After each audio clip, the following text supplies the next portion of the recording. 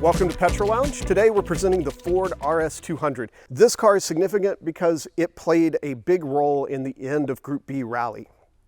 So in 1986, there was a really bad accident at the Rally of Portugal, and one of these cars went off course, injured about 30 spectators, killed 3. Between that, a few other spectators that had been injured or killed, and drivers and navigators that were killed. The FIA and the drivers started getting together and they petitioned to end the series entirely, and Group B was ended. There was no Group B rally for 1987. These cars were just really phenomenal, really fast. And we're gonna start with the engine in the back, where really kind of everything starts with Group B.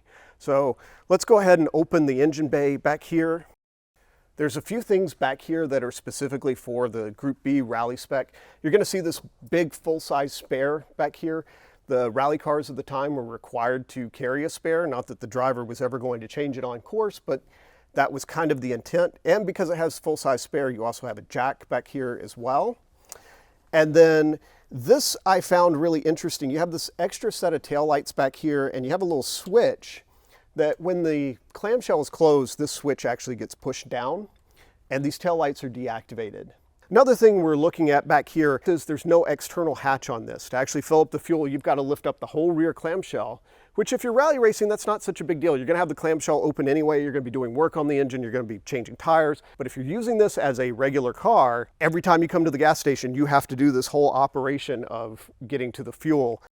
After the series ended, there were still some cars to build for homologation purposes. So the last cars that Ford built, they kind of went the extra mile on.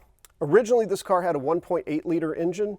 The Evo spec cars have a 2.1 liter engine. The initial cars in race spec would make about 300 horsepower. This car is capable of 750.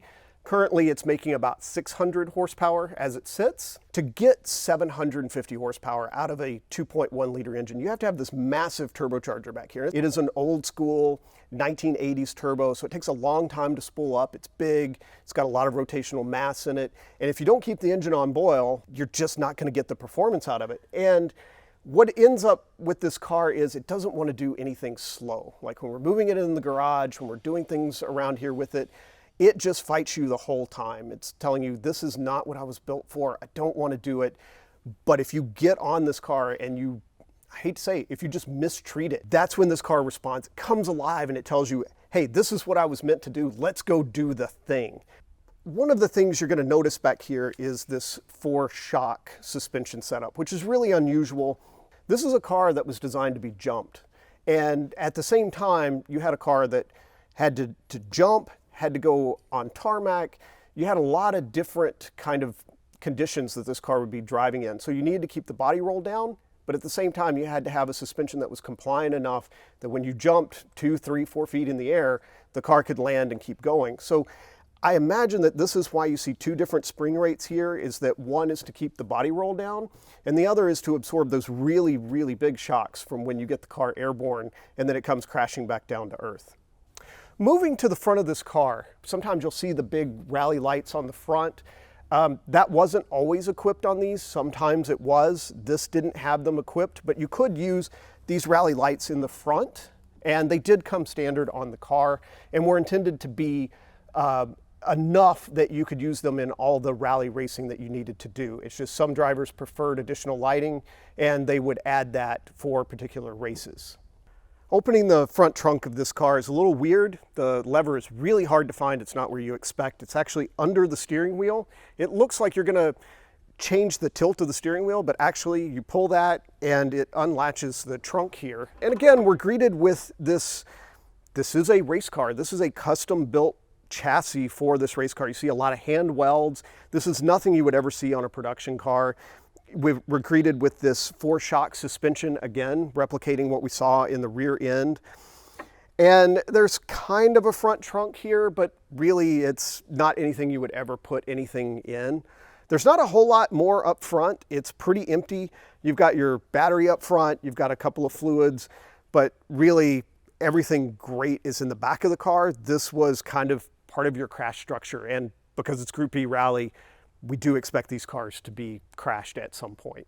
As we move into the top of the car, we get a lot of questions about, what is all this going on top? And what this is actually the intercooler for the turbocharged engine. These side ducts and these pods over here, all of this, really it's kind of unsophisticated. It's just a way to get a whole bunch of air back here into the engine and then push it back out afterward. You're going to see a lot of speed holes in the back and stuff. This is 1986. There's not a lot of really sophisticated routing for the air or anything else. I can't tell you, oh, this sends air directly to the rear radiators or to the oil cooler. No, it's literally just get a lot of air in here and then let's get a lot of air back out. You'll start seeing speed holes back here on this plexiglass canopy. And again, this is a race car, and it is not a production car. This is just a piece of plexiglass that they laid in here, and then they put some caulk on it and ran their finger along the edge and just kind of said, yeah, that's good enough. This would never fly on a normal production car, but I mean, it's a race car. Who cares, right? In the back here, these are these speed holes that I was talking about. You see a lot of ducting, not even ducting, just grills back here in the bumper. Here, you see the slats in the window. And the aero is fairly unsophisticated because even though this car was so fast, 0 to 60, like I said, 2.5 seconds, you're talking about a top speed of maybe 125 miles an hour. The car is geared really, really low. You weren't expected to go 200 miles an hour. A lot of the really sophisticated aero you would see on, say, the F1 cars of the time, or even on modern race cars, just would not have been effective at the speeds this car was designed to race at. So really, again, we're just trying to get a lot of air into the engine bay and then right back out again as quickly as we can, as efficiently as we can. And this is part of that. These taillights here, they came right out of the Ford parts bin. You'll see some of that inside. There's a lot of, I hate to say it, but cheap bits inside that they just use, like, hey, we need a window crank. Hey, we need a dashboard. We need, just some standard bits. We're not going to design those for a race car. And theoretically, this was supposed to be a production car, not a true race car, but it is a race car. When we're looking at this car from the side, we also notice this huge fender gap here. I mean, it's really, really big.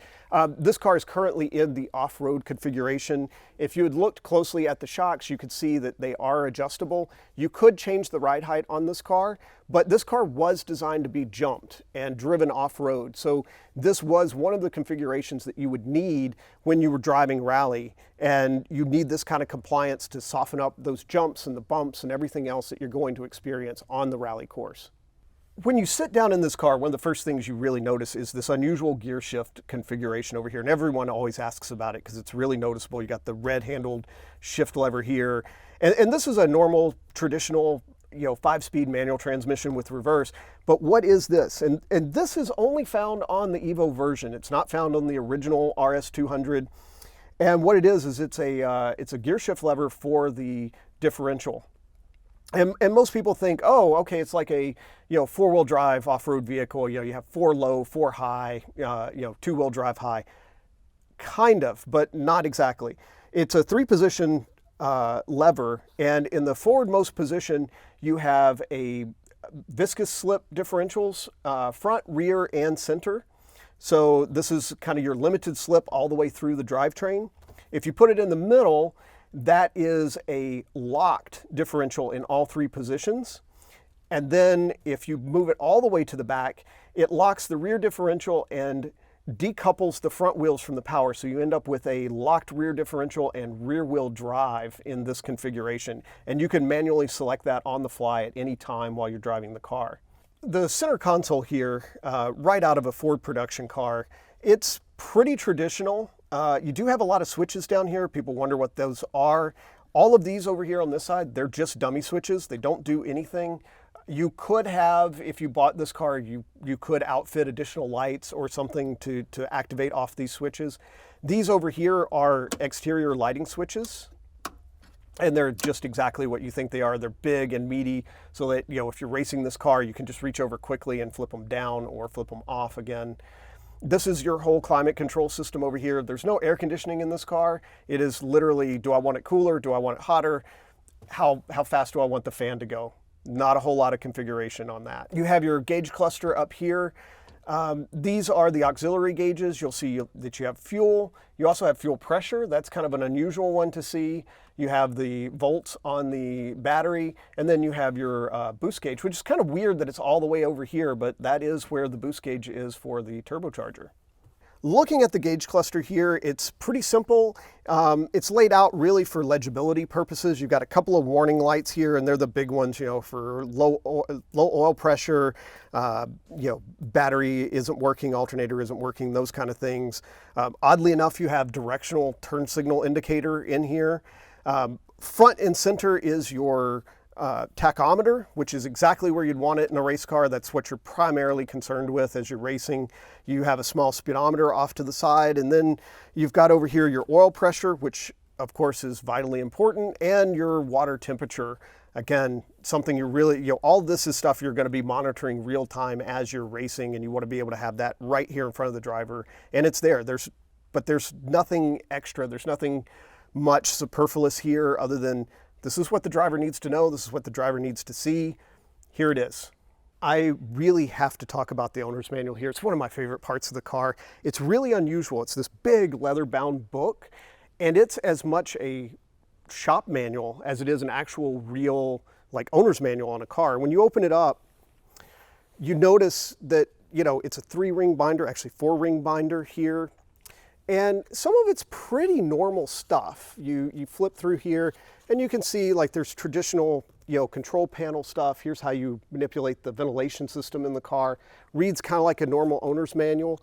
And then you step over here and you get things like this, where there's some fold out sections in here.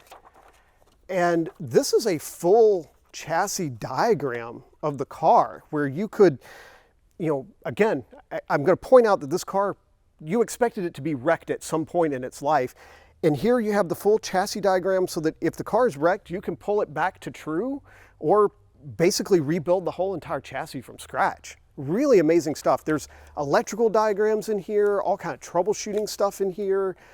Really unusual for an owner's manual. You just don't see this kind of stuff.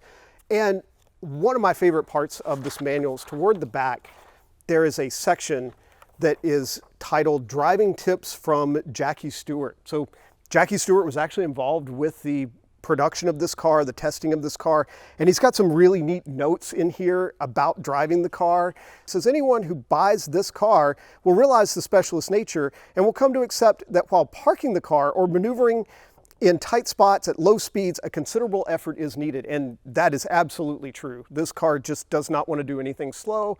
It doesn't want to do anything, you know, I don't want to say precision, but it really wants to be run hard. And if you're not running it hard, it's just difficult, just overall difficult to get it to do what you want it to do. There's another section in here that's really interesting. And, you know, this car is a race car. So everything on the suspension is configurable, from the toe to the camber to the caster, all of your, you know, sway bars. You can adjust how much the shock compliance is, or even, you know, how high the car rides. And Jackie Stewart covers this in the manual because this was technically sold to just average everyday people. And he says people like to tinker and think they know a better way, but I don't recommend any of that with this car. If you start to play with it, you'll change the basic configurations of the machine, and that's not to your advantage. So this car, when it was delivered, was set up as a race car and was configured to Jackie Stewart's specifications. And basically what he's telling you here is, unless you know more than me, Jackie Stewart, don't even mess with it. You'll be worse off if you try to configure this than just as it was delivered from the factory. And that's also pretty rare. You know, most cars that are delivered from the factory, they have a very conservative kind of suspension setup, and you can usually reconfigure them in a way that will give you more performance because they're set up to drive on the street. Not this car. This car was set up from the factory to go racing. Thank you for joining us at Petrol Lounge as we present the Ford RS200. You're going to want to make sure to like and subscribe below. As you can see, We have a lot of really great content in this building that'll be coming your way. You're definitely going to want to see it. Thank you for joining us today. Until next time.